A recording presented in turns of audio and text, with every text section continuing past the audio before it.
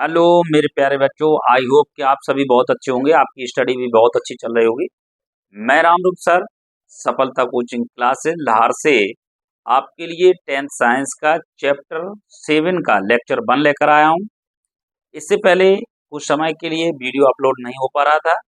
इसके लिए मैं आपको बताना चाहूँगा कि अब प्रत्येक दिन वीडियो अपलोड होगा। कुछ कारणवश वीडियो अपलोड नहीं हो पा रहा था। प्रश्न क्रमांक 1 है, जनन किसे कहते हैं, कितने प्रकार के होते हैं। किसी जीवधारियों द्वारा अपनी जैसी प्रतिरूप अथवा संतान उत्पन्न करना जनन कहलाता है। जनन मुख्यतः 2 प्रकार के होते हैं, अलैंगिक जनन और लैंगिक जनन। नेक्स्ट क्वेश्चन है, डीएनए क्या है। डीएनए का पूरा नाम डीऑक्सीराइबोन्यूक्लिक अम्ल है। डीएनए के अणुओं में आनुवंशिक गुणों का संदेश होता है जो जनक से संतति पीढ़ी में जाता है। डीएनए की प्रतिकृति का बनना जनन की मूल घटना है। नेक्स्ट क्वेश्चन है तीसरा, डीएनए की प्रतिकृति बनाना जनन के लिए आवश्यक क्यों है। डीएनए के अणुओं में आनुवंशिक गुणों का संदेश होता है जो जनक से संतति पीढ़ी तक स्थानांतरित होता है। अतः जनन की मूल घटना डीएनए की प्रतिकृति बनाना है। इसलिए जनन के लिए डीएनए की प्रतिकृति बनाना आवश्यक है। नेक्स्ट क्वेश्चन है चौथा, भिन्नता का क्या महत्व है। जनन क्षमता का उपयोग जीव पारितंत्र में स्थान अथवा निकेत ग्रहण करते हैं। जनन के दौरान डीएनए प्रतिकृति का अविरोध जीव की शारीरिक संरचना एवं डिजाइन के लिए अत्यंत महत्वपूर्ण है, जो उसे विशिष्ट निकेत के योग्य बनाती हैं। इसी में देखिए नेक्स्ट है आपका प्रश्न क्रमांक 5वां। देखिए आप प्रश्न क्रमांक 5वें में देखिए,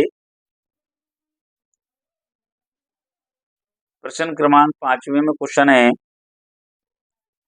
लंबे, इसमें नेक्स्ट और रह गए थे, लंबे समय तक प्रजाति की उत्तर जीविका बनाए रखने में उपयोगी और जैव विकास के आधार।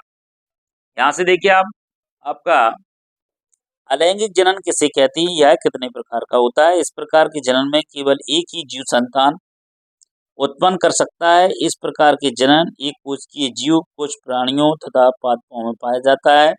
अलैंगिक जनन की कुछ विधियां हैं, विखंडन, खंडन, पुनरुद्भवन और पुनर्जनन और मुकुलन, कायिक प्रवर्धन और बीजाणु जनन।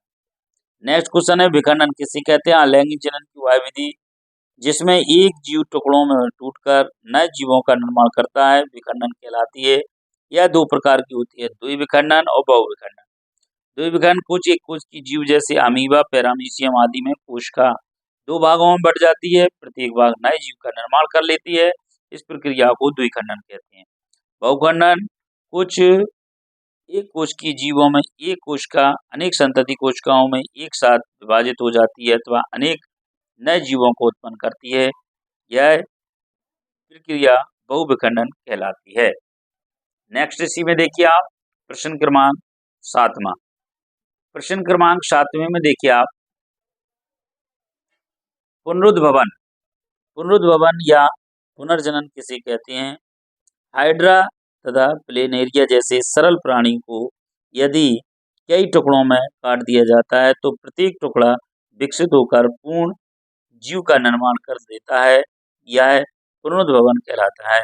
मुकुलन क्या है, कुछ जीवों में अनेक उनके शरीर पर कुछ उभार उत्पन्न हो जाते हैं जो परिपक्व होने पर जीव से अलग होकर नए जीव को जन्म देते हैं। जनन की यह प्रक्रिया मुकुलन या कलिकायन कहलाती है। कायिक प्रवर्धन क्या होता। कायिक प्रवर्धन कुछ उच्चतर पौधों में जनन की एक अलैंगिक विधि है। अनेक पौधों में ऐसी कायिक संरचनाएं पाई जाती हैं जो मात्र पौधे से अलग हुआ नए पौधे का निर्माण करती हैं। उदाहरण के लिए आलू के कंद, ब्रायोफ्लम एवं क्लेंचोपर्ण, अदरक में प्रकंद, अरबी में घनकंद आदि। बीजाणु जनन किसे कहते हैं। अधिकांश कवकों और जीवाणुओं में अलैंगिक जनन की सबसे सामान्य विधि बीजाणु निर्माण है। कुछ एक कोश की जीव जैसे अमीबा आदि में कभी कभी केंद्रक कला कई स्थानों पर टूट जाती है और उसके केंद्रक में स्थित क्रोमैटिन कण टूटकर अपने चारों ओर जीवद्रव एकत्रित करके जीवाणु बनाते हैं। अनुकूलन परिस्थितियों में आवरण के फटने पर बीजाणु बाहर निकल आते हैं तथा अंकुरण के समय बीजाणु बाहर निकल आते हैं। इसी में देखिए नेक्स्ट क्वेश्चन, बाहर निकल आते हैं और अंकुरण करके नया जीव बनाते हैं। अनेक पौधों में जैसे शैवाल, कवक, लाइकेन आदि में बीजाणुओं का निर्माण अनुकूलन तथा प्रतिकूलन दोनों में मौसमों में होता है। खंडन क्या है? सरल संरचना वाले बहुकोशिकीय जीव विकसित होकर छोटे छोटे टुकड़ों में खंडित हो जाते हैं। ये टुकड़े वृद्धि करके नए जीव में विकसित हो जाते हैं। यह प्रक्रिया खंडन कहलाती है। ऊतक संवर्धन किसे कहते हैं? पौधे के किसी ऊतक या अंग या संवर्धन करके नए पौधे का निर्माण करना ऊतक संवर्धन कहलाता है। लैंगिक जनन किसे कहते हैं? नर जनन कोष एवं मादा जनन कोष के सहयोग से होने वाले जनन को लैंगिक जनन कहते हैं। लैंगिक जनन द्वारा उत्पन्न संतान में कुछ विभिन्नताएं उत्पन्न हो जाती हैं। किसी जाति समूह में पाई जाने वाली विभिन्नताएं उपजाति के अस्तित्व को बनाए रखने में सहायक होती हैं। नोट में देखिए, लैंगिक जनन में भाग लेने वाले दोनों जीव पहले युग्मक का निर्माण करते हैं जिनमें डीएनए की मात्रा पैतृक कोशिकाओं की अपेक्षा आधी हो जाती है। जब नर एक मादा युग्मक आपस में संयोग करते हैं तो युग्मज का निर्माण होता है।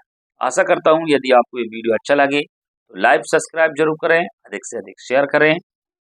धन्यवाद।